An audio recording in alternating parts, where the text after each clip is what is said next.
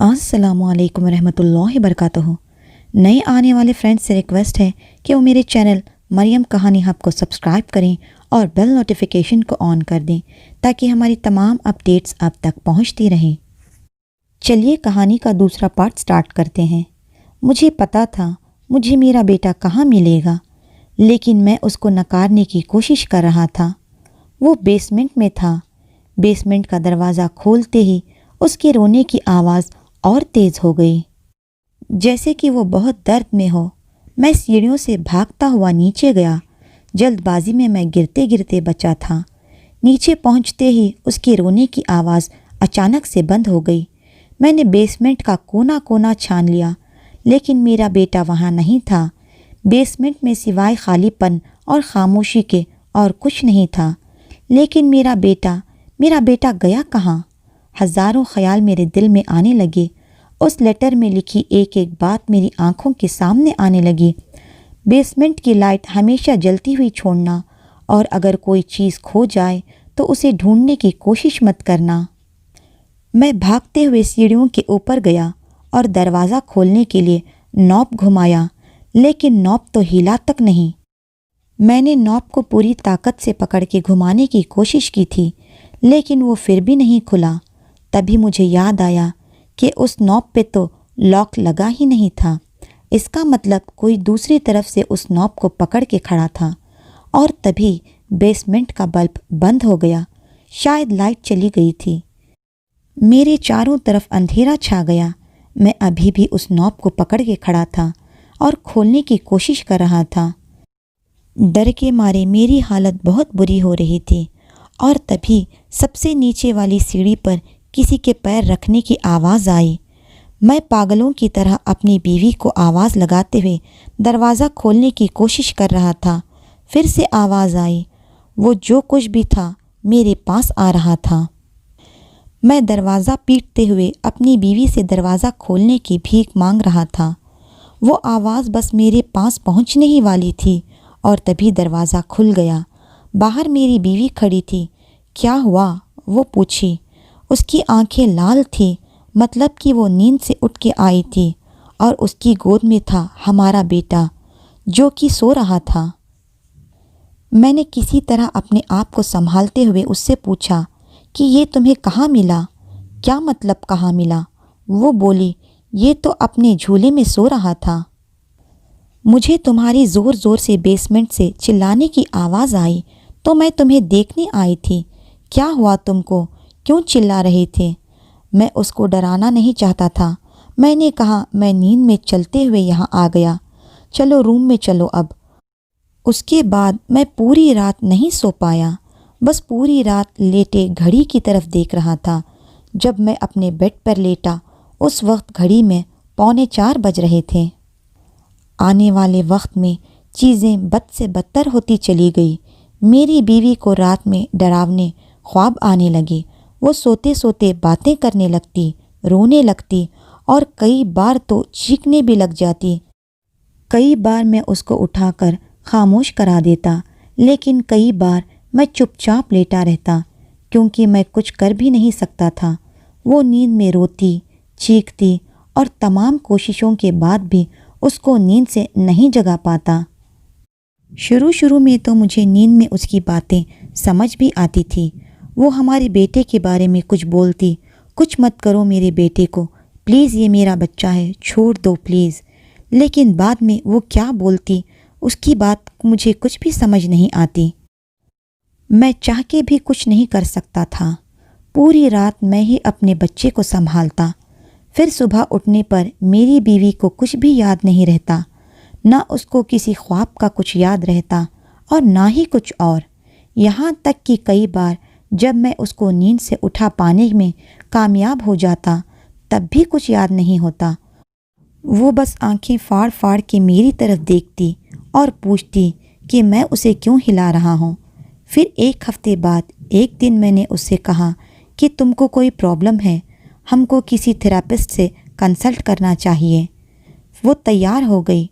मुझे पास ही में एक स्लीप स्पेशलिस्ट के बारे में पता चला तो मैंने उसे वीकेंड में यहाँ अपॉइंटमेंट फ़िक्स करवा ली। अपॉइंटमेंट वाले दिन मैं अपनी बीवी और बच्चे को लेकर वहां पहुंच गया।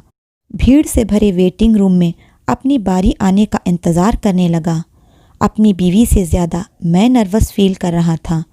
कुछ देर बाद हमारा नंबर आ गया। हमने डॉक्टर को सारी बात बता दी। उसने मेरी बीवी से कई तरह के सवाल किए। जब हम उसे अपनी बात बता रहे थे तो वो अपने मुंह पर हाथ रखे ध्यान से हमारी बात सुन रहा था। सारी बातें सुनने के बाद डॉक्टर ने हमें अपना असेसमेंट बताया। मुझे लगता है आपको कोई बीमारी तो नहीं है, लेकिन आपके दिल में कोई ऐसी बात दबी हुई है जिसको शायद आप खुल के बोल नहीं पाते हो, इसलिए आप वो सारे दबे हुए ख्याल आपकी नींद में बाहर आते हैं। आपको फ़िक्र करने की ज़रूरत नहीं, इसको थेरेपी से ठीक किया जा सकता है। मेरी बीवी बोली, जी डॉक्टर, हमें बताएं हमें क्या करना होगा। डॉक्टर ने कहा, आपको एक हिप्नोटिक सेक्शन की ज़रूरत है। Hypnotic section? ये सुन के मेरे मुंह से हंसी निकल गई। मेरा मतलब, मैं इन सब थेरापिस्ट में यकीन करता हूँ, लेकिन हिप्नोटिक्स करके वो मेरी बीवी को कैसे ठीक करेगा? मुझे तो उसकी बात बहुत अजीब लगी। मैंने अपनी बीवी की तरफ देखा, लेकिन वो बिल्कुल सीरियस थी। मेरी बीवी ने हिप्नोटिक सेक्शन के लिए हाँ कर दी। थेरापिस्ट ने कहा कि हिप्नोटिक सेक्शन तभी शुरू किया जा सकेगा जब रूम में पूरी खामोशी होगी। अगर हमारा बच्चा बीच में रोया तो मुझे बच्चे को बाहर ले जाना होगा। मुझे लग रहा था वो अपनी जेब से एक घड़ी निकालेगा, जैसे फिल्मों में करते हैं, और फिर मेरी बीवी को उसे देखते रहने को बोलेगा, लेकिन उसने ऐसा नहीं किया। उसने बस मेरी बीवी को सोफे पर आराम से बिठा दिया और उसका हाथ उसके घुटनों पर रख के आंखें बंद करने को कहा। फिर वो उसे हल्की हल्की लेकिन फोकस्ड आवाज़ में बोलने लगा, और फिर करीब 15 मिनट बाद मैंने देखा कि मेरी बीवी ट्रांस में जा चुकी थी। फिर डॉक्टर ने पूछा, आपका नाम क्या है? उसने नाम बता दिया। तुम अभी कहाँ हो? उसने पूछा। एटिक में। एटिक? कौन से एटिक में? हमारे घर के एटिक में। उसकी बात सुनकर मेरे कान खड़े हो गए, क्योंकि हमारे घर में तो कोई एटिक था ही नहीं। एटिक एक छोटा सा स्टोर रूम होता है जहाँ यूज़ में न आने वाली पुरानी सामान को रखा जाता है, और जहाँ तक मुझे पता है हमारे घर में कोई एटिक था ही नहीं। एटिक में क्या कर रहे हो? डॉक्टर ने पूछा। वो सीढ़ियों एटिक से जाती है। सीढ़ियाँ? कैसी सीढ़ियाँ? ऊपर वाले फ्लोर पर जाने वाली सीढ़ियाँ, वो एटिक से जाती हैं। अच्छा, लेकिन तुम वहाँ क्या कर रही हो? मैं छुप रही हूँ। छुप रही हो? किससे? मनादा से। मनादा? कौन मनादा? बस उसने इतना कहते ही वो ज़ोर ज़ोर से चीखने लगी, बिल्कुल वैसे जैसे वो नींद में चीखती थी। इतना होने के बाद हम लोग डॉक्टर के पास से निकल गए। वापस घर आते हुए हमने आपस में कोई बात नहीं की, ना ही उसको कुछ याद था कि उसने क्या क्या जवाब दिया था। फिर उस रात उसके सो जाने के बाद भी मैं काफ़ी देर तक जागता रहा। मुझे नींद नहीं आ रही थी। मैं बेड पर लेटे बस टीवी की तरफ देख रहा था, लेकिन मेरे दिमाग में कुछ और चल रहा था। मेरी बीवी ने एटिक में होने की बात कही थी। मुझे उस एटिक को ढूंढना था। मैंने कई मकानों में देखा था कि पुराने एटिक को सीमेंट और प्लास्टर से ढक दिया जाता था, जिससे वो ना दिखाई देते थे।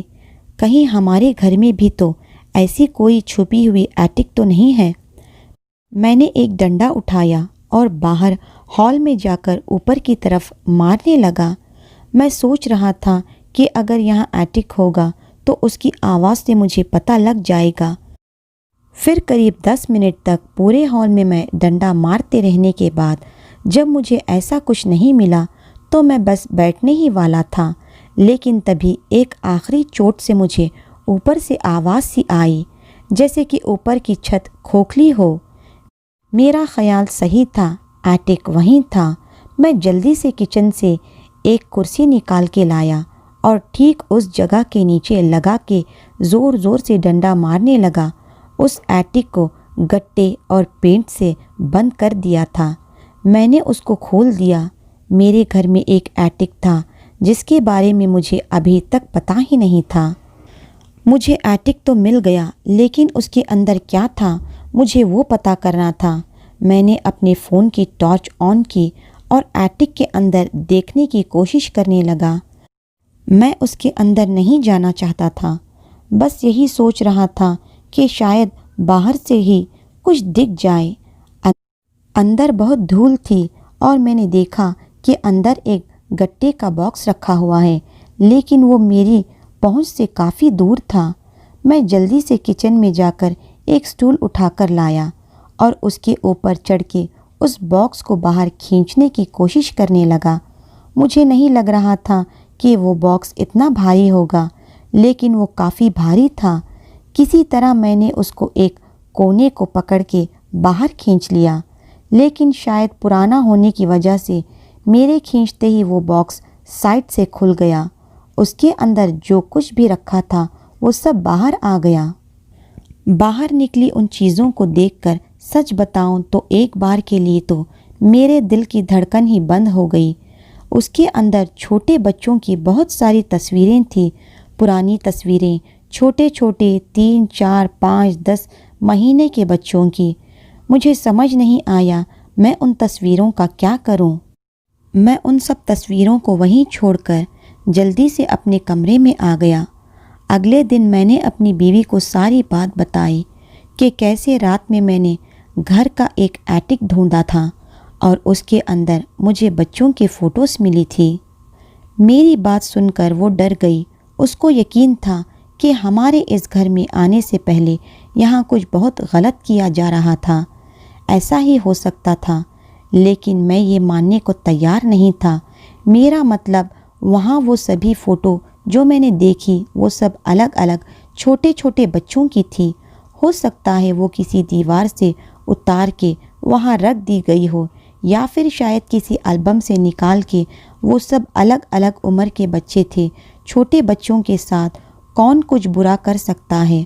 उनमें से कुछ फ़ोटो तो बहुत पुरानी लग रही थी, लेकिन कुछ फ़ोटो ज़्यादा पुरानी नहीं थी। लेकिन जो भी था, हमें अब ये तो यकीन हो चुका था कि उस घर में हमारा रहना ठीक नहीं है। इतने दिनों से इतना कुछ होने के बाद भी हम वहाँ रह रहे थे, लेकिन उस रात उस बेसमेंट में मेरे साथ जो हुआ और अब ये फ़ोटो, मैं अपने बच्चे के साथ अब इस घर में नहीं रह सकता। मेरे मम्मी पापा दूसरे शहर में रहते हैं, जो कि हमारे घर से 3 से 4 घंटे की दूरी पर है, लेकिन फिर भी हमने डिसाइड किया कि अब हम कुछ दिनों के लिए वहीं रहेंगे जब तक आगे का कुछ फाइनल ना हो जाए। मैंने इस मामले में अपने मम्मी पापा को कुछ नहीं बताया, बस यही बोला कि उस घर में अभी काफ़ी काम किया जाना बाकी है, तब तक हम आपके साथ यहीं रहेंगे। मम्मी पापा के यहाँ जाने के बाद हमारी लाइफ फिर से पहले जैसी हो गई। ना मुझे गुस्सा आता, ना मेरी बीवी रात में कुछ बोलती। सब कुछ पहले जैसा अच्छा हो गया था। अब तो मुझे ये भी लगने लगा था कि वो सब कहीं हमारे दिल का वहम तो नहीं था।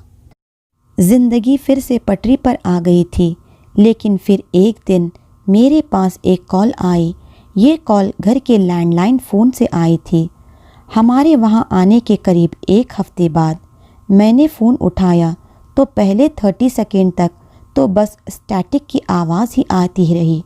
हेलो, मैं बोला तो फिर कुछ सेकेंड बाद अचानक से एक बच्चे के रोने की आवाज़ आने लगी। आवाज़ बहुत हल्की और दबी दबी सी लग रही थी। मैंने कहा हेलो कौन है, लेकिन अगले ही सेकेंड कॉल कट गई। इतना सुनना था कि मेरे जिस्म का रोम रोम खड़ा हो गया। मैंने फ़ोन नीचे रखा और जाकर अपने बेड पर लेट गया। मुझे तो समझ ही नहीं आ रहा था कि क्या हो रहा है, क्यों था, किसकी कॉल थी। मुझे लग रहा था वो घर छोड़ देने के बाद अब सब ठीक हो जाएगा, लेकिन मैं गलत था। उसने हमको ढूंढ लिया था और उसने सीधा मुझे यह मैसेज भेजा था कि वो इतनी आसानी से मेरा और मेरे परिवार का पीछा छोड़ने वाला नहीं है। अब मुझे ही कुछ करना था। फिर मैंने खुद अपने घर के इतिहास के बारे में पता लगाने का फ़ैसला किया। वहाँ के आसपास के लोगों से मिला, लेकिन किसी को कुछ नहीं पता था कि उस घर में पहले कौन रहता था। तो मैंने उस रियल एस्टेट कंपनी के ऑफिस में जाकर पता किया जहां से मैंने वो घर ख़रीदा था। उन्होंने मुझे पहले तो कुछ भी बताने से मना कर दिया, ये कह के कि वो लोग अपने कस्टमर्स की कोई भी डिटेल्स किसी के साथ शेयर नहीं करते हैं। लेकिन फिर 1 घंटे बाद ही उस रिसेप्शनिस्ट की मेरे पास कॉल आए। उसने कहा कि उसको उसके सुपरवाइज़र ने आपको उस घर के बारे में सब कुछ बता देने को कहा है। उसने कहा कि उनके पास ज़्यादा कुछ इन्फॉर्मेशन तो नहीं है, लेकिन वो घर जिस ज़मीन पे बनाया है उसको मुर्दा ज़मीन के नाम से जाना जाता है। मुर्दा ज़मीन? लेकिन क्यों? उसने बताया कि उस घर के मालिक की आज से 50 साल पहले मौत हो गई थी और तब से वो घर किसी ने नहीं ख़रीदा। वो घर असल में एक औरत के नाम पे था जो 1958 में मर गई थी। इसके बाद क्या हुआ ये मैं आपको अगले एपिसोड में बताऊंगी। So then wait and watch. जल्द मिलते हैं अगले एपिसोड में। जज़ाकल्लाहु खैरन कसीरा।